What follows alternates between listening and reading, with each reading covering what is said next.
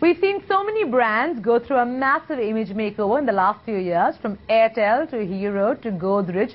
Most major companies have been bitten by the rebranding bug. But not only is rebranding an expensive process, many a times these brand makeovers fail to wow the consumers in the market. So we asked three global brand consultants, Simon Bolton of Brand Union, Charles Wright of Wolf Hollins, and Graham Hales from Interbrand, to talk about the 10 biggest mistakes marketers make when rebranding.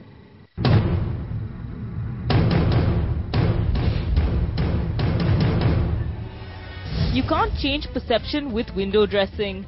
At number 10, a common mistake marketers make when rebranding is not being able to deliver on the promise they have made.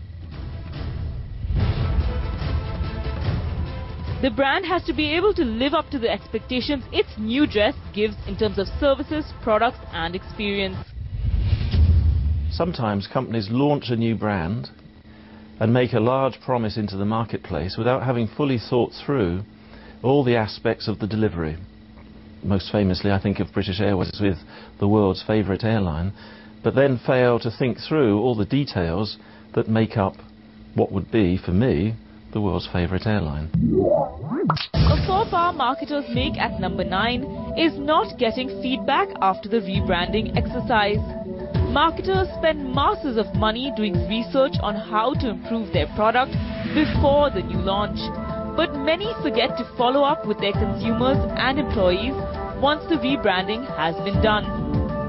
It's absolutely critical that one gets real feedback, both internally in the company, from the employees, and indeed from the customer base, and ultimately shareholders. It's very, very important that one understands what is working and what isn't working in a new rebranding package. A big and common mistake marketers make is not involving their employees during the rebranding process. Not only can your employees provide information on how the rebrand will be perceived, but they will also be able to help sell the new idea in the marketplace. That's mistake number 8. Very often the true value of rebranding happens inside the business. So we have to be the brand that we want to be inside before we become the brand that we want to be in the outside marketplace. Therefore, it's really important that you involve your people, that you include your people, so that as the brand is born into its external marketplace, they feel very much part of it and they understand how to put it into action. A common mistake at number 7 is short-sightedness.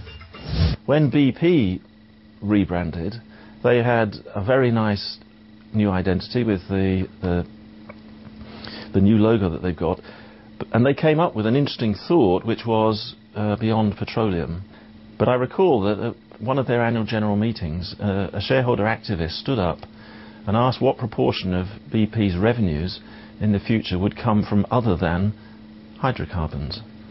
And the answer was almost risible. I think it was less than 1%. So the idea that BP was beyond petroleum was a somewhat empty claim.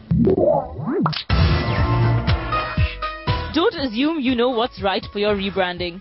Effective rebrands spend a lot of time researching their objectives, target markets, budgets, and resources.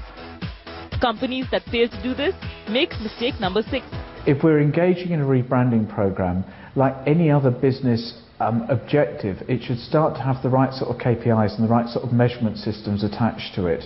If the brand is respected as being a business tool, it should have similar sort of KPIs to any investment that the business makes. Often by creating the right linkages across these measurements, it enables a business to see how much more powerful the brand is and respect it as being a business tool. Every brand occupies a position in the marketplace. The economy brand, the coolest, the best service provider. Many marketers make the grave mistake at number 5, where they try to reposition a brand even if it's at odds with the public's perception. I want to give an example of a brand that's very well known in the UK. It's called Mr. Kipling. And what I'm talking about is a brand that only a few years ago went through a massive redesign. The idea was to make the brand look and feel far more premium, perhaps away from its sort of household values.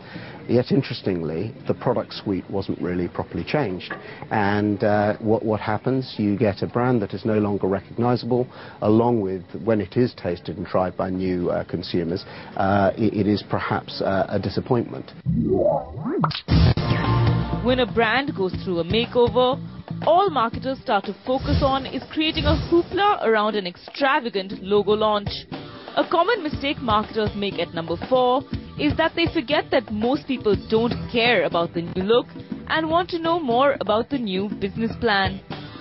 When you're talking outside the organisation, no one, in truth, is waiting to see your new logo. What they want to know, if they want to know anything about you, is what's the business story? In what way is your organisation changing to make the world a better place, that I should be, and so I should be more interested in you? Consumers can get very attached to a brand, and your brand might have built-in equity that you'd be better off not losing. Mistake number 3 was learnt by Tropicana the hard way when the company rolled out brand new packaging for its popular orange juice that brought a great deal of criticism with it. Some rebranding fails because the marketeers and indeed the people who advise them fail to kind of understand the core equity that exists within a brand. The story is quite simple. Tropicana has always stood for, you know, a freshness and a wonderful kind of taste appeal. So the company felt that they could actually get closer to providing an authentic experience, yet they lost the very thing that was so core to their equity, a real sense of taste appeal and that much loved iconography. The second biggest mistake marketers make when rebranding is equating the process with a simple logo change. Brands encompass everything from consumer perspective, look and feel, consumer care, communications and more.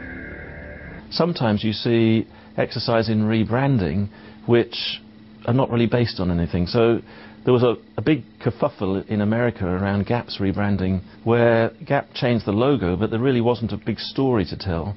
And in the event, the story that the newspapers ended up covering and that riled Gap's customers was the logo itself and the apparent lack of logic for a change.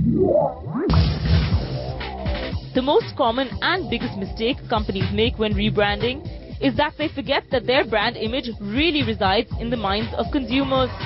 Brands are about perception. So legal perspectives aside, the public owns your brand. One example that has to be quoted, I think, is the example of what the Coca-Cola company did. They withdrew from the market the brand and indeed the product that was so incredibly popular with such a large portion of consumers. They recognised the error of their ways, as we all know, but then what they decided to do was launch Coke Classic, and we still have that brand today.